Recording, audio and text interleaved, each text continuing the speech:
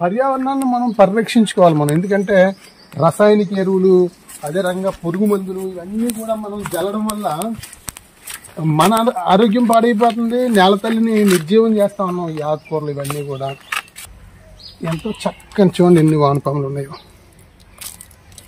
అంటే ఇది రైతు మిత్రులు అన్నమాట. ఇది మనం ఏ పెట్టుబడి పెట్టకుండానే కంపోస్ట్ తయారు చేస్తూ ఉంటాయి వ్యర్థ పదార్థాలన్నీ కూడా. ఇది ఒక రకం వంగ అనమాట. ఇది పొడుగ్గా అవుతాయి, ఇంచుమించు అడిగెత్తు అవుతాయి, పొడుగ్గా ఉంటాయి అన్నమాట, సన్నగా పొడుగ్గా ఉంటాయి. ఇందాక చూపించింది రౌండ్ వంకాయ అది. ఇప్పుడు ఈ చిక్కుడు బాధ ఎండిపోయింది కదా, దీని మీద మళ్ళీ ఆనపాదు మొత్తం ఎక్కిచ్చేస్తుంది. అటుపక్క నుంచి అది వస్తుంది, ఇటుపక్క నుంచి ఇది. బెండ, మిరప, బొప్పాయి, ఇది దొండపాదు. దొండపాదు ఇంచుమించు మా కుటుంబంతో పాటు ఇంకో 4-5 కుటుంబాలకి ఆకుకూరలు కూరగాయలు మనం ఇవ్వడం జరుగుతూ ఉంటుంది. ఇది మిరప, ఇది నిమ్మ చెట్టు, ఇది కీరదోస,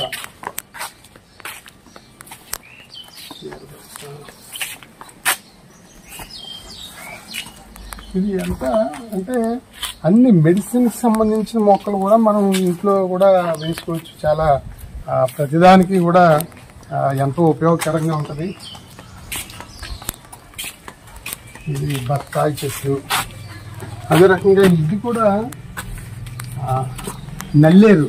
ఇది చాలా మెడిసిన్ మొక్క అనమాట. అది చాలా ఎంతో ఉపయోగం. కూర వండుకోవచ్చు.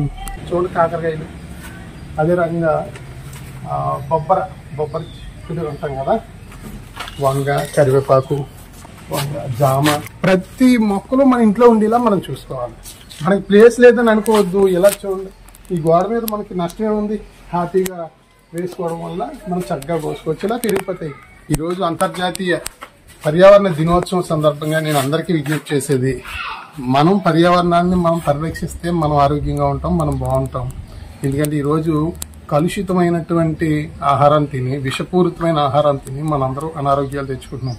మన ఇంట్లో మనమే పంట పండించుకుందాం. దీనికి ఏం అక్కర్లేదు, కొంచెం మట్టి ఉంటే చాలు, విత్తనం అంతే.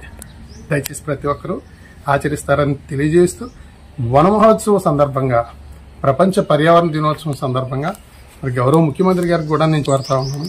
ఈరోజు ఈ ఒక్క రోజులోనే 1 కోటి మొక్కలు నాటమని చెప్పేసి పిలుపునివ్వడం జరిగింది. అలా ప్రతి సంవత్సరం కూడా 1 కోటి మొక్కలు ప్రభుత్వం తరపున నాటుతా ఉన్నారు. ఇంచుమించు నాకు తెలిసి వచ్చి 25 సంవత్సరాల నుంచి నేను చూస్తూ ఉన్నాను. 25 సంవత్సరాల నుంచి ప్రతి సంవత్సరం 1 కోటి మొక్కలు నాటుతారు.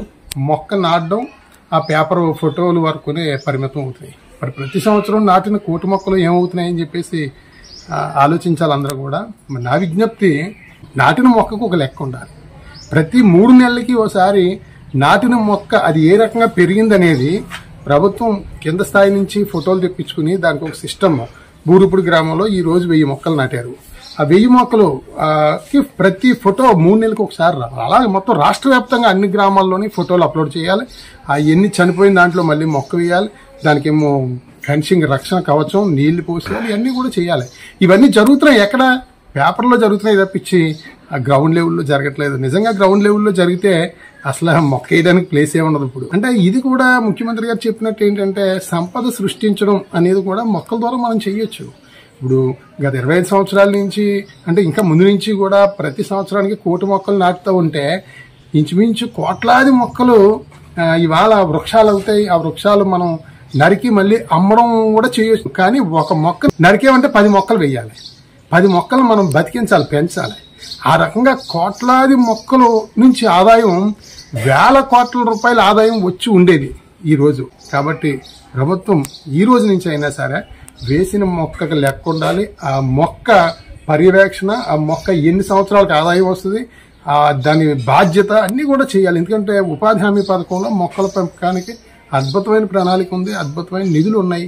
బూరుపుల్లో ఇన్ని మొక్కలని చెప్పుకోవడంలోకి ఆ మొక్క ఫోటోతో సహా వచ్చేయాలి.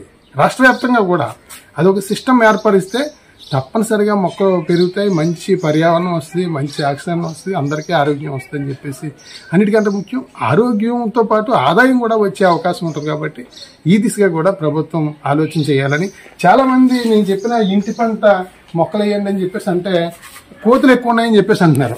కోతులు ఎక్కువ ఉన్నాయండి, మాకు ఇబ్బంది అవుతుంది అంటున్నారు. కాకపోతే కోతులు ప్రతి చోట ఉంటాయి. మా ఇంటి దగ్గర కూడా కోతులు ఉన్నాయి, ఉదయం కూడా కోతులు వచ్చాయి. మరి కోతులు కొని తిన్నా మనం కొని తింటాం కదా, అన్ని కోతులే తినేవి కదా. కోతులు కూడా ఇది వరకట్లాగా వందల కోతులు రావు.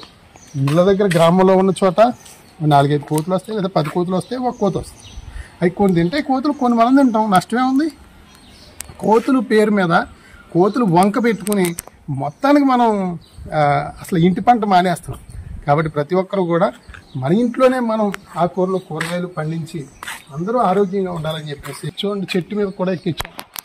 చెట్టు మీద వేప చెట్టు చివరికి అన్ని చెట్లు కూడా ఆ చెట్టు మీద ఉన్నాయి, కోతులు తింటే కింద ఉన్నాయి, మనం తినచ్చు, తప్పే ఉంది దీంట్లో.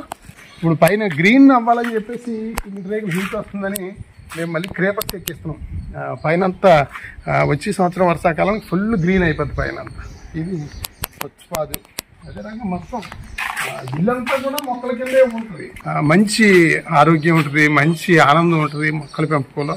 కాబట్టి దయచేసి ప్రతి ఒక్కరు కూడా మీ ఇంటి దగ్గర మీరే మొక్కలు నాటండి, విత్తనాలు వేయండి, ఆకుకూరలు పెంచండి, కూరగాయలు పెంచండి.